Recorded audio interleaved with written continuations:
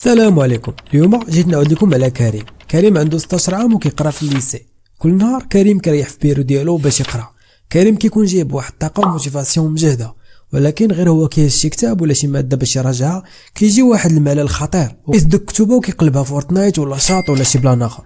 غد ليه كيجي واحد ندم ما بعده ندم على داك الوقت اللي ضيع، وكيقول كون غير راجعت دروسي ودرت شي حاجه مفيده. وهذا البلان كيتعاود اليوم وغدا وبعدو وهي غاده. اليوم وفي هذا الفيديو غنعطيكم نصائح خفيفه ظريفه باش تزيدوا من التركيز ديالكم، ويلا نبداو. اول نصيحه هي انه خاصك تخصص شي كوين في الدار يكون خاص فقط بالدراسه.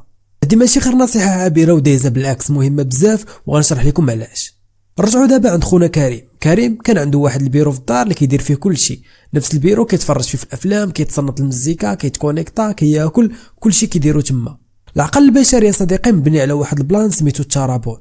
باش كتبان لك التلفازه مباشره كتفكر الفيلم ولا المسلسل المفضل ديالك. دوز بحدا المدرسه اللي قريتي فيها كتفكر صحابك اللي قراو معاك، وهكا كيوقع لخونا كريم. فاش كيشوف البيرو ديالو كيتخربق وما كيعرفش دماغو واش يربطها مع الماكله ولا الناس ولا الدراسه.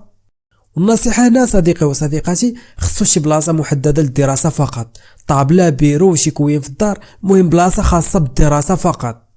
وماشي بالضروره تكون مستيليو مقاده، فرح الغايه الاساسيه هي دير داكشي اللي خاصو يدار، اللي هي القرايه والمراجعه بطبيعه الحال، وماشي الاستعراض ونبانو اننا مثاليين. المهم خصص هاد البلاصه للدراسه فقط.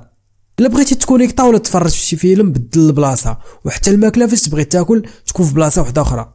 هاد البلاصه خاصه فقط بالدراسه. ودابا ندوزو للنصيحه الثانيه.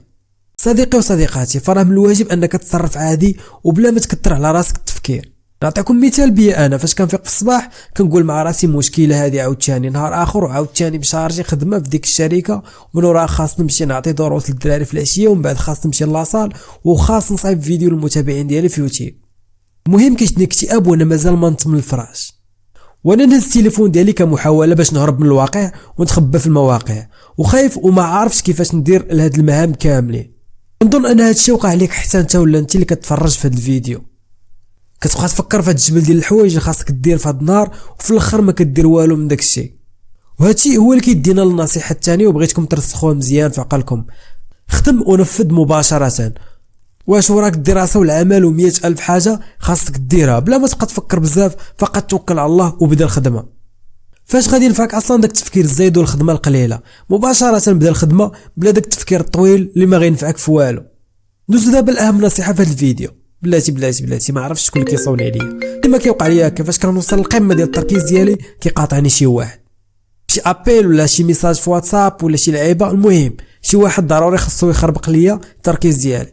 النصيحه هنا صديقي وصديقاتي، فراه خاصك تخفف من جميع وسائل اللي ممكن تبرزطك وتشتت التفكير ديالك. ممكن تقول لي هادي راه غير 5 دقائق وما غتاثر في والو. لا صديقي، راه غتاثر وديال بصح. واجي نشرح لكم كيفاش كيخدم دماغكم باش تفهموا مزيان النصيحه.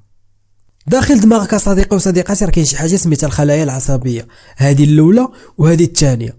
معلومه اللي كتقراها هنا بالضبط فين كيتم التخزين ديالها، في هذا الفراغ بين الخليتين.